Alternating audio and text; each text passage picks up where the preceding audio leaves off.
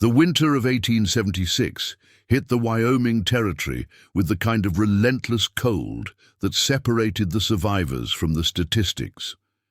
18 miles north of Fort Laramie, where the North Platte River cut through prairie that had buried countless dreams, Margaret Callahan stood in the protected corridor between her cabin's inner and outer walls, selecting bone-dry firewood while her neighbors struggled through hip-deep snow to reach their frozen wood piles.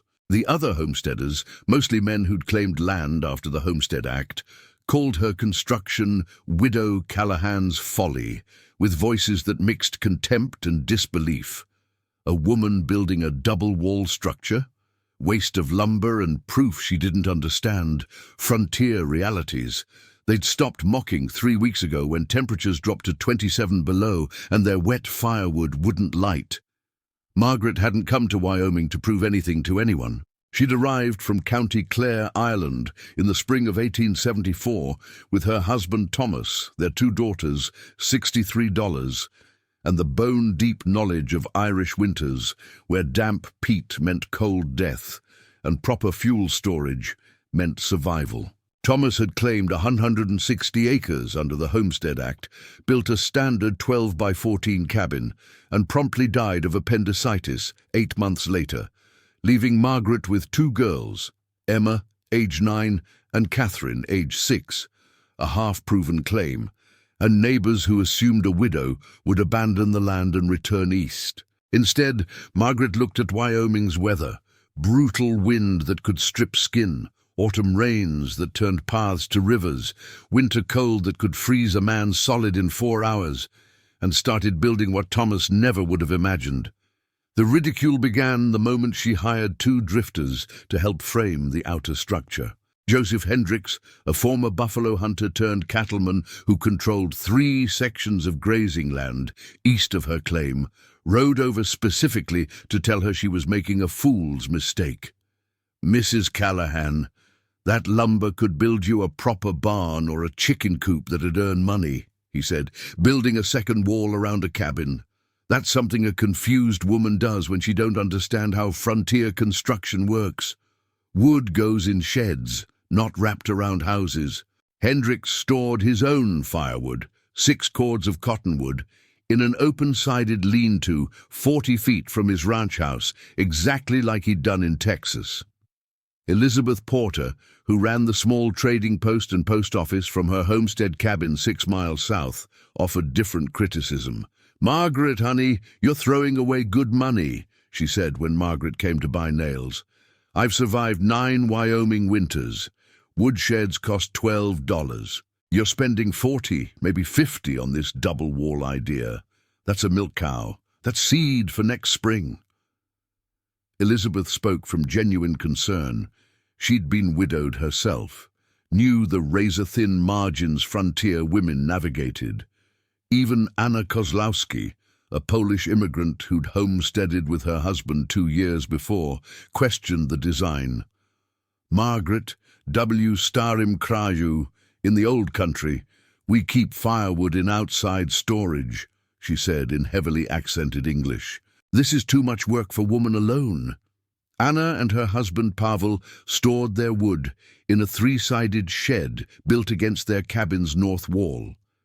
The 4th voice came from Sarah Blackbird, a Lakota woman married to a French-Canadian trapper who'd lived through 30 Wyoming winters. "The old women would say you're building a lodge inside a lodge," she offered, "but our people moved. We didn't carry double walls across the plains. When this land proves too hard, you'll have built too much to leave." Margaret didn't argue with any of them. She just kept building, paying the 2 drifters $3 each for 2 weeks' labor, doing interior work herself while Emma and Catherine helped. The inner cabin Thomas had built was solid, lodgepole pine logs, 12 by 14 feet, adequate chinking, a serviceable stone fireplace. The outer structure created a complete enclosure, maintaining a 5-foot corridor on the north and west, where Wyoming's prevailing winds hit hardest, and a 3-foot corridor on the south and east. The outer walls stood 8 feet tall, built from vertical rough-cut planks with 1-inch gaps for air circulation. The roof extended from the inner cabin, sloping outward to cover the corridors. Now, if you're watching this because you value the forgotten wisdom of frontier women who survived impossible odds through practical innovation, you're part of something important. Hit that like button. It helps preserve knowledge about the real pioneers who built solutions when everyone said they should quit. The kind of resourcefulness that kept families alive when conventional methods failed and support wasn't coming. The corridor spaces became Margaret's critical advantage. On the north and west, she stacked 8 cords of split cottonwood and pine she'd cut herself that summer, teaching Emma to swing a hatchet and Catherine to stack properly.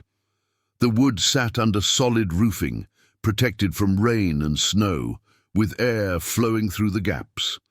Crucially, warmth radiating from the inner cabin's walls helped season the firewood faster than outdoor storage.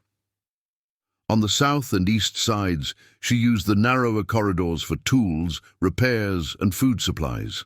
The whole system cost her $52, nearly a full winter's income from doing laundry for bachelor homesteaders, a massive gamble for a widow on thin margins. The other homesteaders watched with particular skepticism. "She'll freeze come January," Joseph Hendricks predicted. "Double walls just trap moisture. This is what happens when women try to engineer."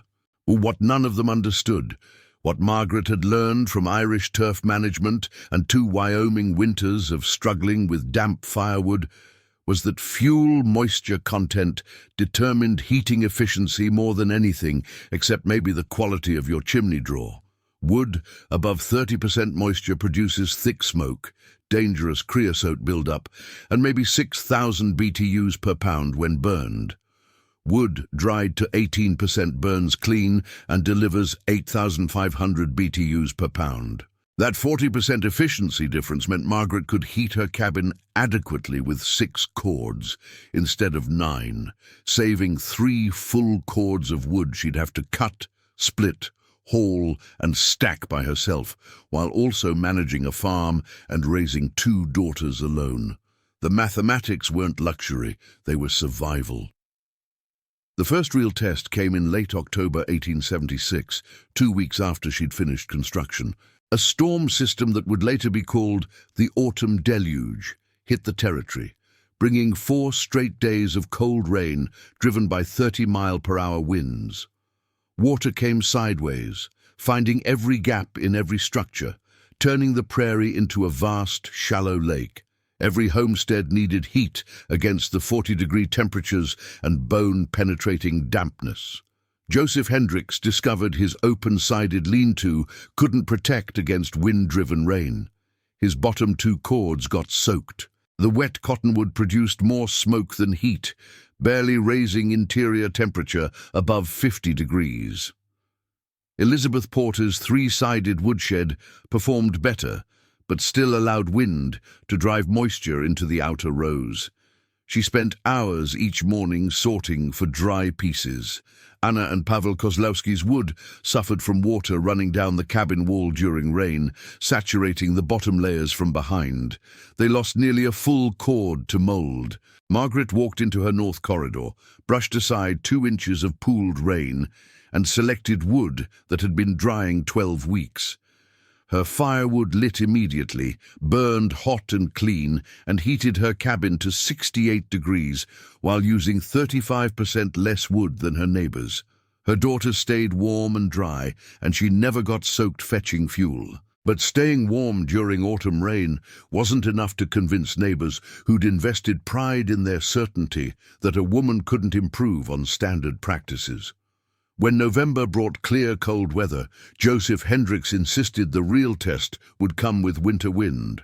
"Wait till January," he declared. "Those gaps in her outer wall will let wind blow snow straight into her corridors. She'll be digging through drifts every time she needs firewood, while sensible folks keep their wood in proper sheds away from living quarters."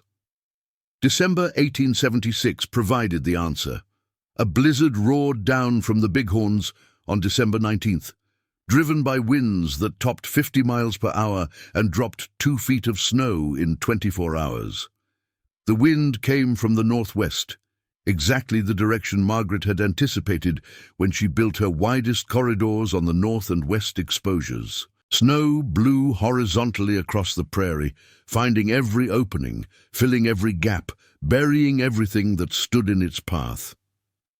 Joseph Hendricks woke to find his lean-to collapsed under snow weight and wind pressure. His firewood lay scattered and buried under 3 feet of drift.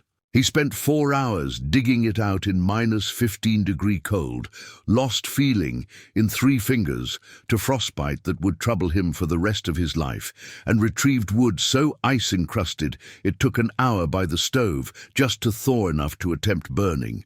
Elizabeth Porter's woodshed stood. She'd built it solid, but snow had drifted against the open side to a depth of 4 feet. She had to shovel her way to her wood supply 3 times a day, exhausting work that left her too tired to do anything else, and made her question whether running a trading post in Wyoming was worth the struggle. Margaret's double-wall system had created exactly what she'd designed, a wind baffle that took the assault of the storm on the outer wall, while the 5-foot gap prevented snow from reaching the inner wall, where her firewood actually sat. Snow did enter the corridor through the ventilation gaps, maybe 6 inches of loose powder, but it settled on the floor between the walls, not on top of her stacked wood. She swept it aside with a broom and selected perfectly dry fuel from stacks that remained completely accessible. More importantly, the radiant heat from her cabin kept the corridor temperature above freezing, so any snow that did enter stayed powdery and easy to move rather than freezing into ice that plagued exposed storage. The efficiency mathematics were becoming undeniable. During the coldest weeks, Margaret burned approximately 19 pounds of optimally dried wood per day to maintain comfortable temperatures around 64 degrees. Joseph Hendricks burned 32 pounds of wet, frozen or partially thawed wood to achieve 55 degrees in a house the same size. Elizabeth Porter used 26 pounds for 60 degrees. Over a 6-month Wyoming winter, roughly 180 days, Margaret would consume about 3,120 pounds of wood. Hendricks would use 5,760 pounds. For a widow who had to cut, split and haul every single piece herself, that 68% efficiency difference wasn't luxury. It was the margin between survival and collapse from exhaustion. But the crisis that would validate or condemn Margaret's methods came in late January 1877, when sustained cold tested every survival strategy in the territory. Temperatures dropped to 31 below zero on January 24th and stayed below zero for 13 consecutive days. This was cold that could kill a healthy adult in an inadequately heated space within 8 hours, cold that made simple tasks life-threatening, cold that revealed every flaw in every structure and every plan. On January 28th, Anna Kozlowski's husband, Pavel, out checking on livestock during the brutal cold, fell through ice on a creek and came home soaked to the skin. He needed to get warm immediately. Wet clothing at 30 below meant death in minutes. Anna's cabin, heated with partially frozen wood that barely kept interior temperatures at 48 degrees, wasn't warm enough. The man was shaking so violently he couldn't stand. His lips were turning blue, and the nearest doctor was in Fort Laramie, 18 miles away over frozen trails that would kill him before he arrived. Anna swallowed every assumption she'd made about proper women's behavior and carried Pavel through knee-deep snow to Margaret's homestead at 2 a.m. "Please," she said in broken English, her voice cracking with fear. "He is dying from cold. Your house, it has warmth." Inside Margaret's cabin, the temperature held at 69 degrees. The double-wall system wasn't just efficient. It created a thermal envelope that trapped heat like a cocoon. Margaret and her daughters stripped Pavel's frozen clothing, wrapped him in blankets near the fire fed with perfectly dry wood, and brought his core temperature back from the edge of hypothermia. He stayed 12 hours. His shaking gradually stopped. His color returned. When Anna finally took him home, wrapped in borrowed blankets, he was asking for food. Join others who are preserving the forgotten innovations of frontier women. Subscribe to this channel. You'll help document the ingenious solutions that kept families alive when everyone said women couldn't engineer, couldn't build, couldn't survive alone. This isn't just history. It's proof that resourcefulness matters more than assumptions. Word spread through the homesteader community like fire through August grass. Sarah Blackbird was the first to ask for technical details, her skepticism replaced by pragmatic respect. "Show me why you built wider on the north," she said.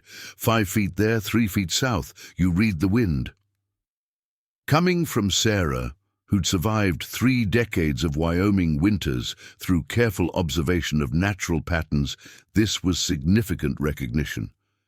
By mid-February 1877, Margaret had 4 neighbors, 3 men and 1 woman, asking to modify their existing structures. The construction became an unexpected community project, with Margaret directing work she'd learned through trial, observation, and necessity. Joseph Hendricks, his pride finally broken by frostbitten fingers and exhaustion from fighting frozen wood supplies, led the effort. He couldn't afford to build a complete enclosure around his ranch house, too expensive and time-consuming, but he could build a 3-sided wind barrier on his north and west exposures, creating protected wood storage where weather hit hardest. They worked together for 3 weeks. Margaret showed them how to calculate corridor width based on local wind patterns. Too narrow and snow bridged the gap, too wide and you wasted lumber and money. She demonstrated ventilation gap spacing that allowed drying air circulation without admitting excessive precipitation.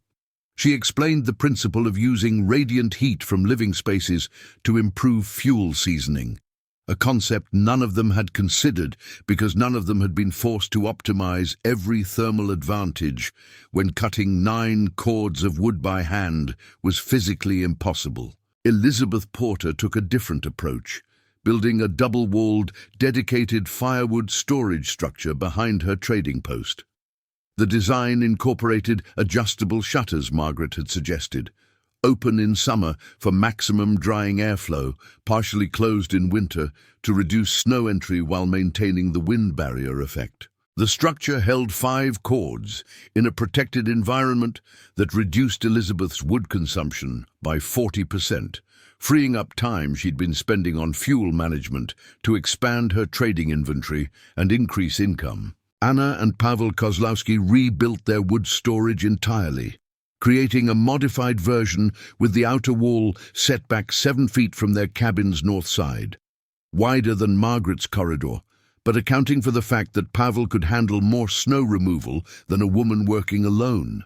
The system cut their fuel consumption by half and eliminated the moisture problems that had plagued their previous storage method. The homesteader community along the North Platte began calling the area the Widow's Innovation, a name that started as mild mockery but transformed into recognition that practical engineering mattered more than gender assumptions. By the spring of 1878, 7 of the 12 established homesteads within 10 miles of Margaret's claim had incorporated some version of her double wall or protected corridor principle. Each adaptation reflected specific needs, some optimized for firewood storage, others for workshops, some for food preservation, a few for simple wind protection that reduced heating costs and improved quality of life. The settlement developed refinements Margaret hadn't imagined. Joseph Hendricks, who'd actually been a competent ranch foreman in Texas before homesteading, pioneered a method of installing removable panels in the outer wall. During extreme weather, he could close them completely for maximum protection. During moderate conditions, he could remove them for increased ventilation. The system gave him seasonal control over his corridor microclimate without rebuilding anything. Sarah Blackbird contributed crucial knowledge about reading snow patterns. She'd noticed that Margaret's structure, with doorways offset from prevailing wind directions, accumulated far less problematic snow in the corridors than structures where openings aligned with dominant winter winds. Snow wants to keep moving, Sarah explained. "When you make it turn to enter, most of it loses energy and drops outside your storage area." She began advising new builders on entrance placement based on wind patterns she'd observed over 30 years, knowledge that merged Lakota environmental reading with immigrant building innovation. Elizabeth Porter, with her merchant's eye for efficiency, added an important detail about seasonal stacking orientation. She discovered that wood, stacked with the split faces oriented toward the warm inner wall, dried faster than wood stacked perpendicular. Simple physics, more surface area exposed to radiant heat, but nobody had thought to test it until a woman running a business on tight margins needed every possible advantage. The thermal performance data they accumulated over those years would have impressed modern building scientists. During January 1878, when temperatures averaged -2 degrees and dropped to 34 below during one savage snap, Margaret kept detailed records using a thermometer she'd purchased from Elizabeth's trading post. Her cabin's interior temperature ranged between 63 and 70 degrees, with moderate consistent heating, a 7-degree variation. Joseph Hendrick's original ranch house, before his modifications, had shown interior temperature swings of 42 degrees in similar conditions, from 38 degrees to 80 when desperately overheated. The fuel consumption ratios were even more dramatic. The homesteaders collectively calculated that properly implemented double-wall or protected corridor systems reduced winter firewood consumption by 45 to 60% compared to equivalent structures with conventional exposed storage.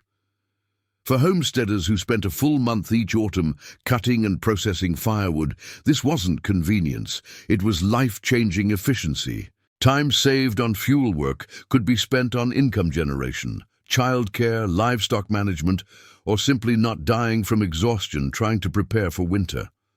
But beyond the engineering, something more fundamental was happening in the widows' innovation community.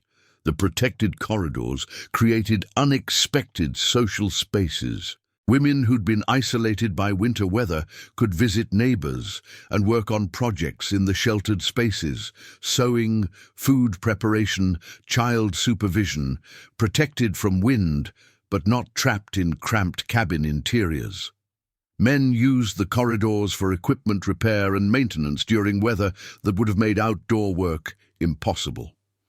Children played in them during storms, developing understanding of how thoughtful design created livable space from hostile conditions. The double-wall structures also changed how the community perceived women's capabilities. Margaret had demonstrated that a widow with 2 daughters could out-engineer bachelor men with more resources, not through superior strength, but through superior observation and willingness to challenge assumptions. Other women in the territory began proposing their own modifications to conventional practices, and increasingly men listened instead of dismissing them. Young people grew up understanding that solutions came from observation and necessity, not from blindly following what had always been done. Margaret's daughter Emma, at age 11, could explain why a 5-foot corridor provided better wind protection than a 3-foot corridor for north exposures, and why wood moisture content mattered more than wood quantity.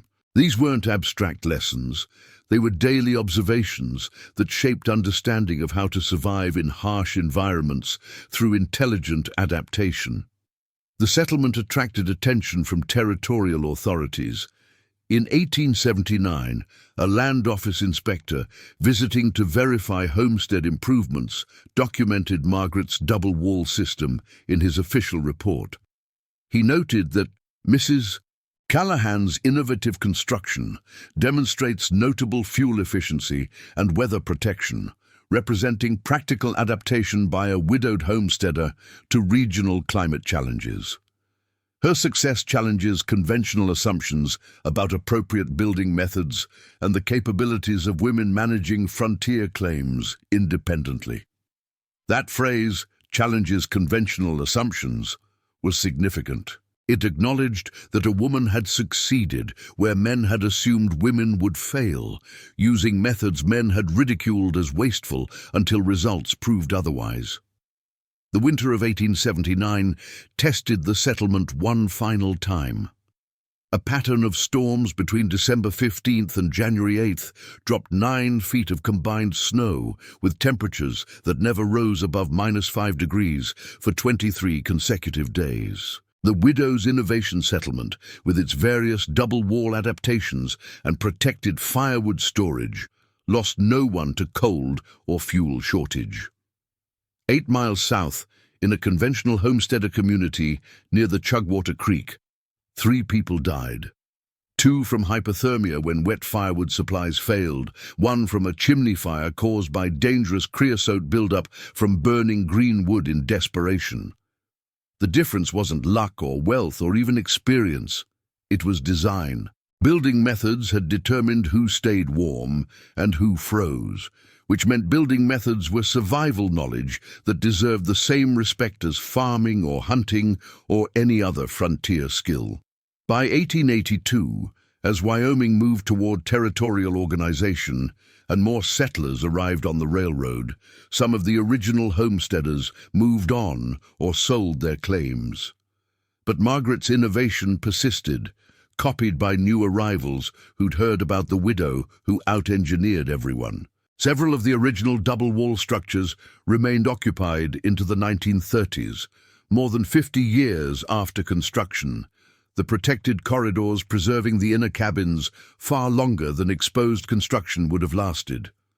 Margaret Callahan lived in her double-wall homestead until 1894, 18 years after she'd started building what everyone said was wasteful folly. She'd raised 2 daughters to adulthood there, survived 11 Wyoming winters, proved her homestead claim successfully, and burned approximately 50% less firewood than equivalent families in conventional structures over those nearly 2 decades. When she finally moved to town, not because the homestead failed, but because her daughters had married and started their own families, Margaret stood in her north corridor on a January morning and noted the conditions. Perfectly dry firewood, easily accessible, no snow accumulation, despite ongoing storm, corridor temperature 34 degrees, while outside temperature was 19 below. "Still works," she said to Emma, visiting with her own infant daughter. Emma nodded.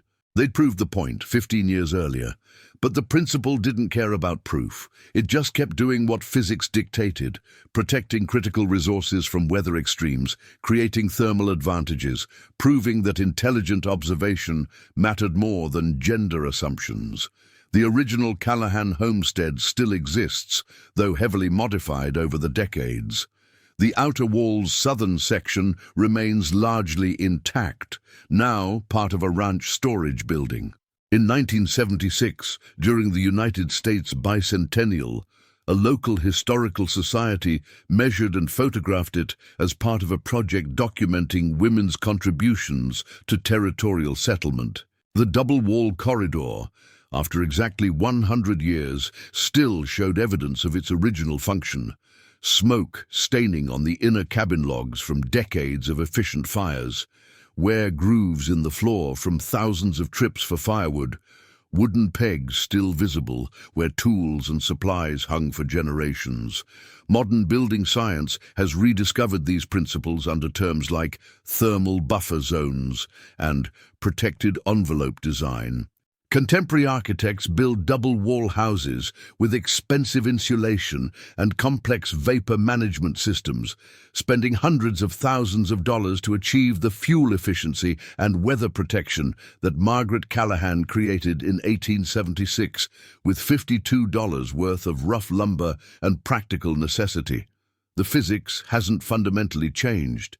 Only the price tag and the assumption that innovation requires formal training. What has changed is the assumption that frontier women were just supporting players in men's settlement projects. The double-wall builders of Wyoming Territory understood something we keep forgetting. Necessity drives innovation regardless of gender, and the best solutions often come from those operating on the thinnest margins with the most to lose. Margaret didn't build her double wall system because she wanted to prove a point. She built it because single wall construction with conventional wood storage would have required her to cut 9 cords of firewood by hand each year, which was physically impossible while also managing a farm and raising 2 daughters alone. Joseph Hendricks lived in his modified double-wall ranch house until his death in 1901, 24 years after a widow taught him that pride was a poor substitute for effective engineering. His son, interviewed in 1952, remembered Hendricks' words about that transformation. "I spent $60 and a lot of breath explaining why the widow was wrong. She spent $52 and proved I was a fool. Took nearly freezing to death for me to admit that smart beats stubborn, and women can be just as smart as men when we stop talking long enough to watch them work." The settlement called the Widow's Innovation dispersed gradually as homesteading gave way to larger-scale ranching, and people moved to towns for schools and services. By 1940, only one of the original double-wall homesteads remained occupied year-round. By 1965, none, but many of the structures persist in various forms. Their protected corridors, converted to storage, workshops, or equipment shelters, still protecting contents from Wyoming weather just as effectively as they did nearly 150 years ago. If this kind of forgotten frontier innovation, the engineering that kept families alive when conventional wisdom failed, matters to you, then subscribe to help preserve these stories. We're documenting the achievements of pioneer women whose solutions were dismissed until crisis proved them right. This is living history that challenges assumptions about who builds, who innovates, and who survives. Margaret Callahan never wrote a book, never filed patents, never sought recognition for her double-wall system. She built it because a widow with 2 daughters had no choice but to optimize every advantage in an environment that killed people for minor mistakes. Her neighbors mocked her until their firewood froze and rotted and ran out. Then they stopped mocking and started copying. That transformation from ridicule to replication required crisis and humility, and the kind of honesty that's only possible when survival strips away assumptions about what women can and cannot do. The frontier demanded that honesty from everyone eventually. You could build what men said was proper, or you could build what actually worked, but Wyoming winters didn't care about gender conventions. They just kept cycling through their extremes: autumn rains, early blizzards, sustained deep freezes, late storms, and your fuel management either handled those conditions or it didn't. The double-wall systems handled them. The conventional storage methods mostly didn't. The data proved it, the efficiency ratios proved it, the survival rates proved it. 148 years later, that lesson still applies. Necessity drives innovation, regardless of who does the building. And the best solutions often come from those everyone underestimates. Margaret Callahan wasn't exceptional. She was a widowed Irish immigrant with 2 daughters who had the sense to observe Wyoming weather patterns carefully and the courage to build protection that everyone said was wasteful, because she understood that waste was dying from exhaustion, trying to cut 9 cords of wood when proper storage could reduce that to 6. The firewood stayed dry. The critics proved wrong. And somewhere in Wyoming, in a corridor that hasn't held firewood in 80 years, the double walls still stand. Weathered, functional, utterly indifferent to the opinions of people who once walked past them thinking they were looking at a widow's folly when they were actually looking at innovation born from necessity, proving this simple truth: the person struggling the hardest often sees the clearest solutions, and protection that seems excessive right up until you need it is protection that saves your life when conditions turn deadly. That's frontier wisdom.